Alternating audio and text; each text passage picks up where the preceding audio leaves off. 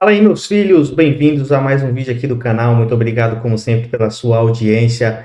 No vídeo de hoje, nós vamos falar sobre alguns fundamentos de segurança que os desenvolvedores deveriam levar em consideração ao desenvolver o seu código para entregar funcionalidades e sistemas mais seguros, né, e evitar ataques, né? A gente tem ouvido muito falar em ataques no nosso mundo atual e com o vídeo de hoje eu espero que possa trazer dicas para você melhorar o seu sistema, os softwares e produtos que você desenvolve para que eles fiquem cada vez mais seguros, beleza? Então vamos lá para o vídeo para as dicas de hoje.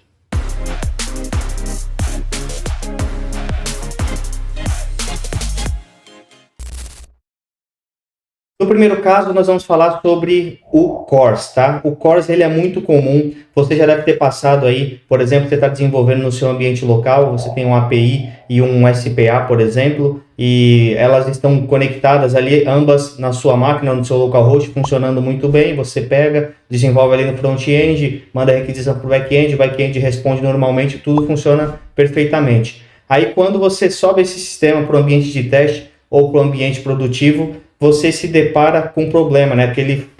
Aquela mensagem no console ali, falando, indicando erro de CORS e tudo mais. É uma mensagem vermelha, vou mostrar aqui, deixa eu colocar aqui na tela. Então, pessoal, aí você sobe lá para o ambiente, né, de teste e acontece esse erro aqui, ó. Cross Orange Request Blocked. Geralmente ele acontece ali quando a requisição do front está em um domínio, né? Quando o front-end está em um domínio e o back-end está em outro domínio. Ou então o front está usando HTTPS e o back não está usando HTTPS, né, está no HTTP. Então ele acontece ali ou por protocolos, né, por uso de protocolos ali diferentes, ou pelo fato de eles estarem em domínios diferentes, em portas diferentes também, serem outros serviços, às vezes pode acontecer, tá? Isso é um mecanismo que os navegadores utilizam para indicar qual serviço pode se comunicar ali com qual servidor, né? Basicamente, quem que pode chamar quem, qual cliente que pode chamar qual servidor e evitar que sistemas, né, externos fiquem usando a sua API ali, por exemplo, sem autorização, né? Então, é um recurso muito interessante de você configurar no seu código para indicar exatamente quais são os domínios que são permitidos de fazer a chamada para aquela sua API. Então, lá no código, existem em todas as linguagens praticamente hoje, você tem bibliotecas e tem configurações, alguns frameworks inclusive já tem isso nativo, que você consegue configurar ali a lista de domínios que você quer que sejam permitidos de fazer requisições para a sua API, né? Também você consegue fazer um controle ali de tempo de cache, para a resposta ali que houve, se é permitido ou não. Você consegue fazer um controle ali de quais headers são permitidos serem enviados naquela requisição ou quais não são, né? Você consegue fazer também a nível de domínio, como eu já comentei. Então, é interessante aí você usar o CORS para deixar explícito lá no seu código, né? E aí, para deixar isso explícito, como a gente pode ter uma variação ali entre ambientes, você pode deixar isso ou numa variável, numa configuração, ou deixar uma configuração, por exemplo, de banco de dados, carregar isso em tempo de runtime ali da aplicação, você pode setar isso lá nas configurações ali do framework, ou você pode deixar isso em algum sistema de cache, por exemplo. Então, existem várias possibilidades de você conseguir configurar isso, mas é interessante você deixar sempre setado ali quais são os domínios permitidos para fazerem requisições na sua API, tá? Isso evita de outros sites, né, outros front-ends que não são desenvolvidos por você, pela sua empresa, fazerem uso inadequado aí da sua aplicação, tá legal? Outro erro muito comum, talvez seja o mais comum até, a maior vulnerabilidade que fica exposta atualmente, é a própria SQL Injection. Talvez você já tenha ouvido falar sobre isso, mas se você não ouviu falar, ela é basicamente algo que depende da forma como é programada as conexões aí para você fazer as alterações, as queries, as consultas, os inserts, updates no banco de dados, né, usando o SQL. Então, na hora que você vai escrever ali a sua query, o seu SQL para fazer uma consulta, para fazer um update, um delete, qualquer coisa do tipo, dependendo da forma como isso foi programado, se não for feito o escape correto dos caracteres das variáveis que você está inserindo ali, que você está passando como parâmetro para aquela query, ela pode deixar vulnerável da pessoa que está fornecendo aquele parâmetro colocar uns caracteres especiais que quebrem a sua query e faça ela executar ações que você não deseja no seu código. Então, deixa eu mostrar um exemplo aqui na prática para você ver como funcionaria também. Vamos pegar esse caso aqui. Então, vamos supor que você vai receber da requisição essas duas variáveis, né? O nome do usuário e a senha. E a sua query, ela fica basicamente em uma string. Aqui, no momento de você setar o nome do usuário e a senha, você está fazendo uma concatenação com a variável, né? O name aqui e a variável aqui da senha. Só que essa concatenação, ela está sendo feita e colocando esse caractere aqui de aspas simples, né? Em volta aqui do nome da variável, mandando executar diretamente aqui a instrução. Só que se o usuário, por exemplo, chegar e colocar aqui na senha, vamos supor que ele coloque o caractere aqui da aspa simples, que você está esperando que faça o escape, no momento que ele for processar aqui essa instrução, ele vai considerar que a query terminou aqui, né? Nesse momento, ou seja, na hora que ele colocar a variável, a query de fechamento está aqui junto da senha. Então, ele vai colocar aqui essa instrução a mais, por exemplo, esse OR 1 igual a 1. O que vai acontecer? Essa query aqui vai ficar totalmente diferente, né? Ele vai buscar lá pelo usuário e vai ignorar basicamente o campo ali da senha, porque ele está fazendo um OR aqui na instrução. A pessoa poderia até colocar uma coisa pior aqui, mandando fazer, por exemplo, ela poderia colocar aqui um ponto e vírgula depois, mandar fazer um delete em outra tabela, mandar fazer um update ali, setar algum dado indevido. Ela pode fazer um monte de coisas aqui, simplesmente pelo fato da query não estar fazendo o escape correto dos caracteres especiais. Para que isso não aconteça, a pessoa deveria ou fazer o escape individual de todos os caracteres especiais, por exemplo, colocando uma barra invertida, ou fazendo uso dos próprios mecanismos que os próprios frameworks, as próprias bibliotecas de conexão aí com o banco de dados que fazem as instruções no banco de dados, elas já permitem atualmente. Geralmente é um caractere de interrogação que você coloca ali na query, né? Ou você coloca o número do parâmetro, dá um nome por parâmetro. E com isso, na hora de você mandar executar a instrução ali no banco de dados, ele já vai conseguir fazer o escape desses caracteres, não vai permitir que caracteres inválidos sejam passados ali para a sua instrução no banco de dados, evitando possíveis catástrofes que podem acontecer aí na execução dos códigos maliciosos. Por incrível que pareça, isso é uma vulnerabilidade comum, porém, independente disso, acontece ainda em muitos sistemas. Nós, às vezes, aqui na Versa, pegamos alguns projetos para fazer análise do código, para dizer se o código está bem escrito, se não está, se ele tem algum tipo de falha de segurança. E, cara, praticamente em todos os sistemas a gente encontra problemas de SQL injection. Por mais que ele seja muito disseminado, muitas pessoas saibam disso, muitos desenvolvedores saibam, ainda assim, muitos desses problemas acabam passando, tá? Então, se você quer proteger a sua empresa, se você quer ser realmente um desenvolvedor que sabe fazer as coisas corretamente, não deixe queries como essa que eu te mostrei agora. Não faça concatenação simples ali dos caracteres dos parâmetros, principalmente se são parâmetros que vieram direto ali do front-end, que foram recebidos da API. Eles são muito perigosos. Você precisa fazer o escape desses caracteres da forma correta. Então, dependendo da linguagem que você está programando, procure aí a respeito da biblioteca que você está utilizando, do framework que você está utilizando, do ORM que você está utilizando, para fazer o escape correto desses caracteres e passá-los como parâmetros para a query. Geralmente esses frameworks já fazem esse escape e vão evitar muitos problemas para você, tá? Não ache que, porque nunca aconteceu até hoje das empresas que você trabalhou, é algo que não acontece no mundo real, né? Você pode procurar, existem diversos casos aí de empresas que tiveram vários prejuízos de milhões, de milhares de dólares, de reais, por conta de uma instrução ali, de algo mal programado que acabou gerando uma perda gigantesca para a empresa, tá? Então toma cuidado com isso e sempre se proteja contra a SQL injection. Pessoal, a terceira prática aqui de vulnerabilidade muito comum nas aplicações é a chamada IDOR, tá? Basicamente, ela se aproveita daquelas referências que a gente coloca, por exemplo, quando você tem uma URL de edição de algum registro, vamos supor uma edição de registro de aluno, e lá no sistema você coloca lá na rota o ID do aluno. Então vamos supor que a rota é /alunos, /editar e /1, que é o ID do aluno. Se você está usando, por exemplo, um número de registro aí, a chave primária do aluno sequencial, então você basta trocar o número do ID ali do aluno na URL para você ter acesso ao outro aluno. Mas vamos supor que o seu sistema não deveria permitir isso, ou seja, um aluno não deveria ver o dado do outro, ou vamos supor que os alunos são agrupados ali por universidade, uma universidade não poderia ver alunos de outra universidade se você está vendendo um sistema multi-tenant, por exemplo. Você não quer deixar que os dados de um cliente sejam acessados por outro cliente, não é mesmo? Então, essa prática, ela é basicamente explorada por hackers fazendo uma troca, vamos supor, desse ID de aluno, desse ID de cliente, de empresa, fazendo trocas ali desses IDs. Se o teu sistema não estiver fazendo a checagem correta, ele vai permitir o acesso aos dados do aluno que não deveria.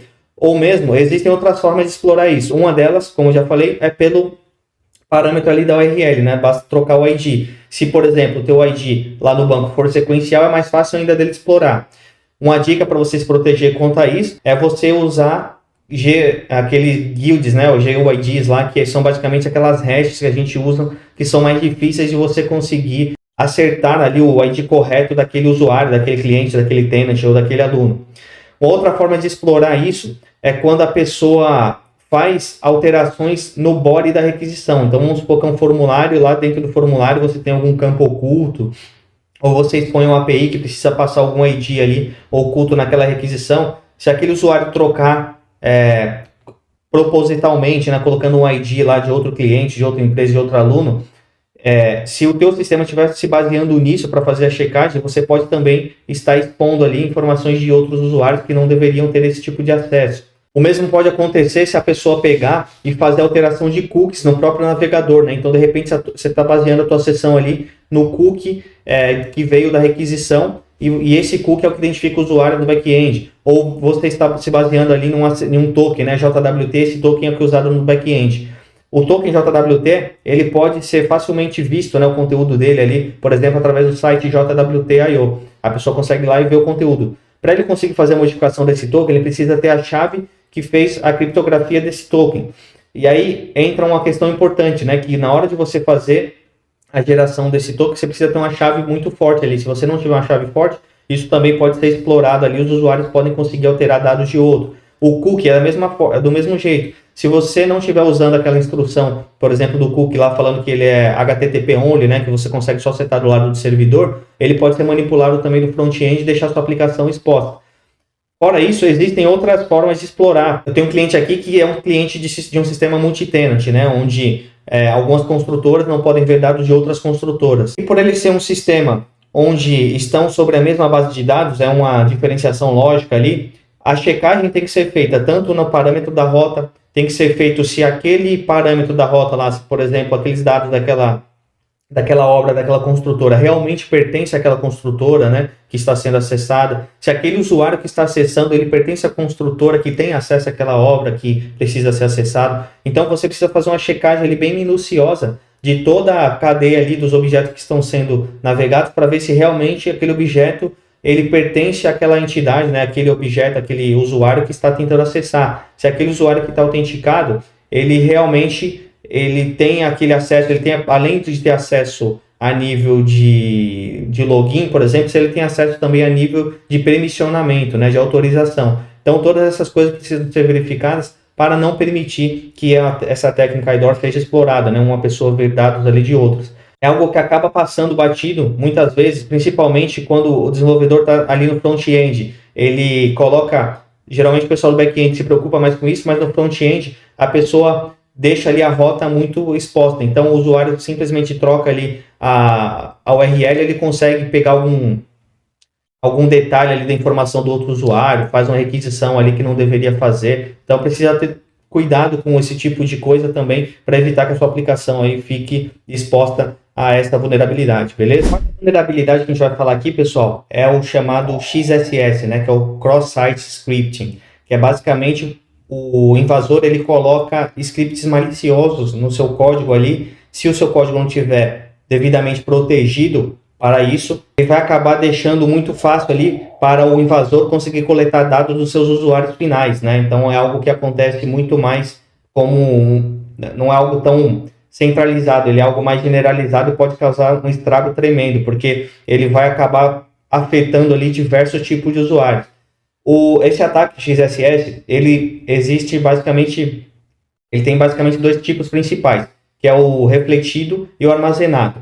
No tipo refletido, ele é um tipo tipo que não é persistente. E ele é explorado de uma maneira, por exemplo, onde o seu site, vamos pensar que a gente está falando de um site de busca.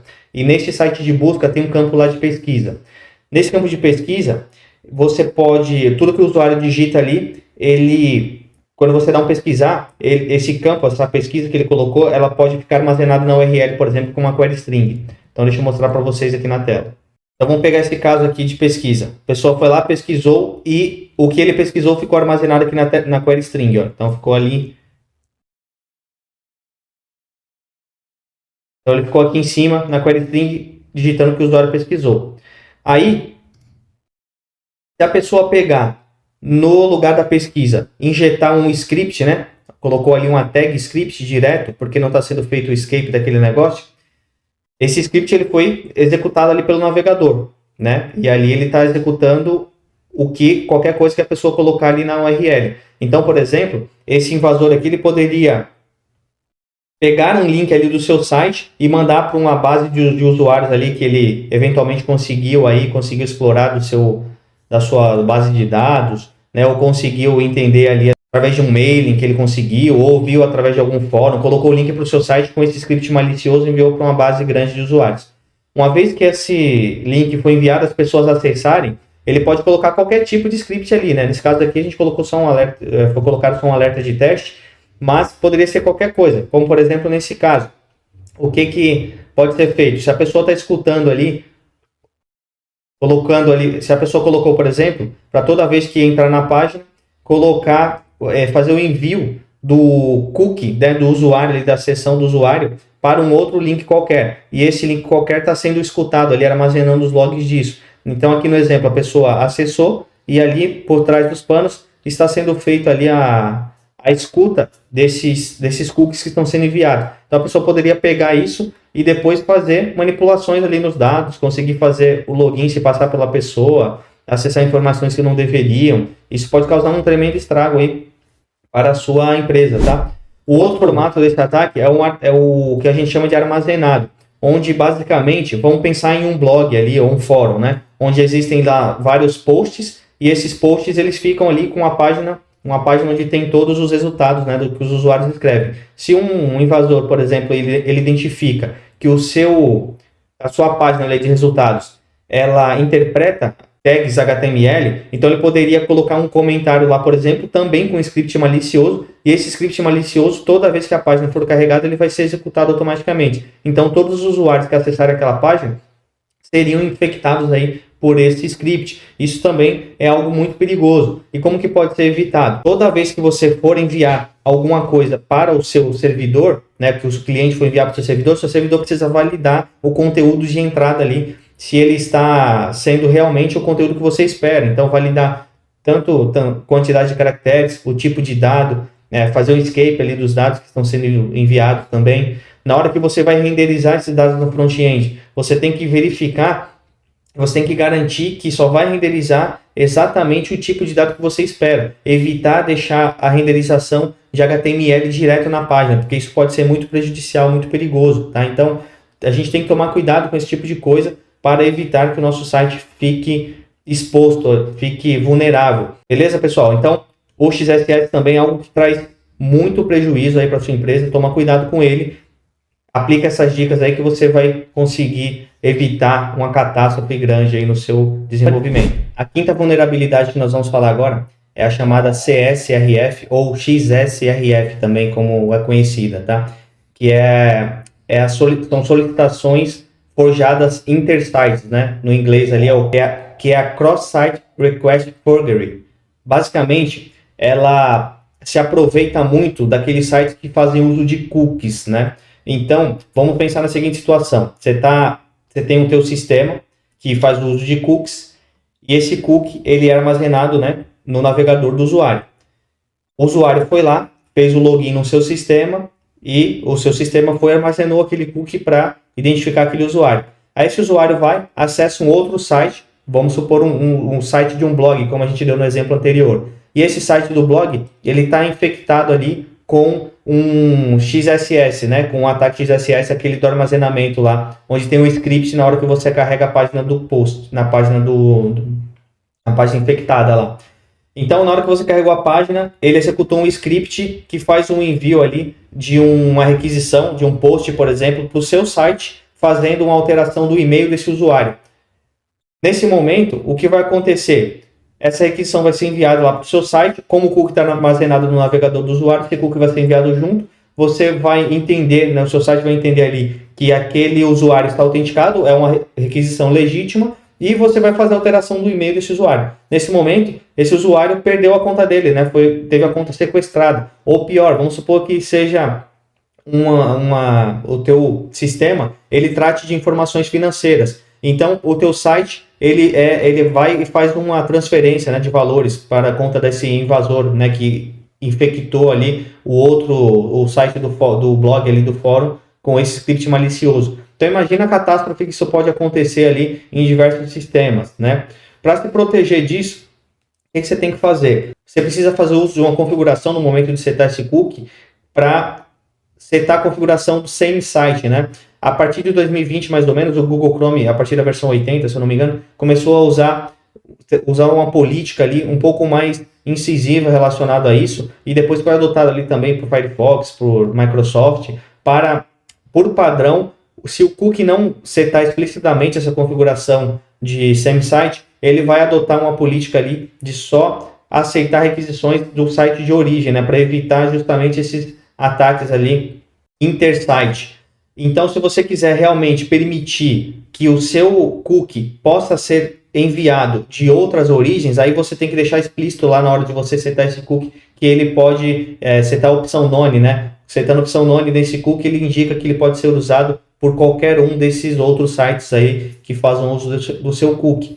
Outra forma de você evitar esse tipo de ataque é fazendo o uso do CORS, como a gente já comentou, fazendo a verificação ali principalmente dos headers orange e referrer, né, que vem ali na requisição que é enviado do usuário. Você consegue verificar se eles estão vindo realmente do site, do seu site, né, do site que você está esperando, para que pessoas de outro site não façam requisição ali para o seu. E uma terceira forma também muito eficiente de você evitar esse tipo de ataque é você fazer o envio de um token específico para cada requisição. Isso dá um pouco mais de trabalho, ou seja, toda vez que o usuário for acessar ali uma página para fazer uma requisição, o servidor passa para o front-end ali uma chave única ali de acesso para aquela requisição. Então, na hora que aquela requisição é enviada, ela passa de volta lá para o servidor e o servidor verifica se aquele token que está sendo passado, ele realmente coincide com aquela requisição ali, com aquele token da requisição que ela foi enviada. Então, com isso, você elimina a chance ali, você evita, né, a chance do invasor conseguir fazer requisição de qualquer site. Você está verificando se aquele token, né, dificilmente aquele outro site vai ter um token ali com a chave exatamente certinha que você está gerando para cada requisição. Isso torna o seu site cada vez mais seguro.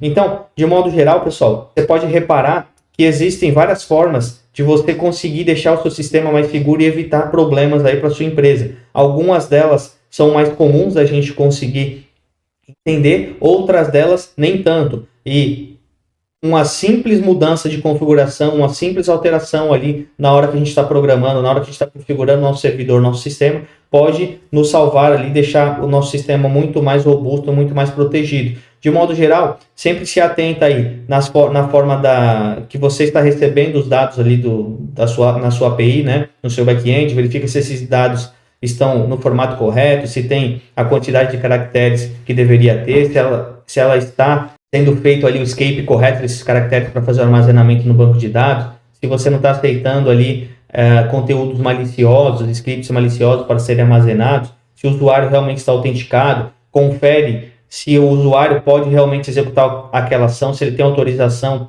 e se ele tem permissão para fazer aquela ação na prática, né? Verifica ali se ele é daquela empresa que deveria fazer aquela requisição, por exemplo, se você está num sistema multitenant, se ele pode fazer se ele tem permissão de fazer aquela determinada ação.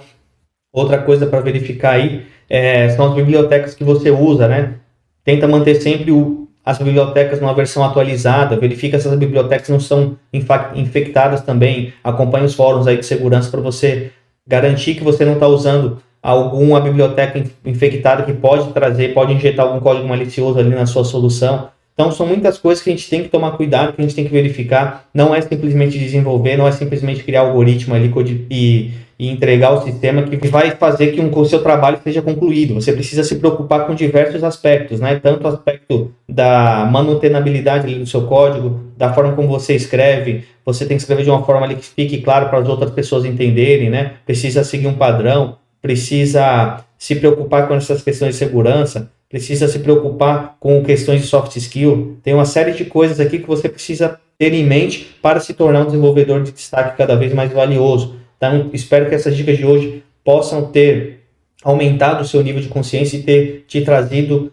uma ideia melhor assim de como proteger os seus sistemas, as suas aplicações. Agradeço demais a sua audiência. Se você gostou, não deixe de curtir, de compartilhar, de se inscrever aqui no canal, tá bom? Espero você no próximo vídeo. Tchau!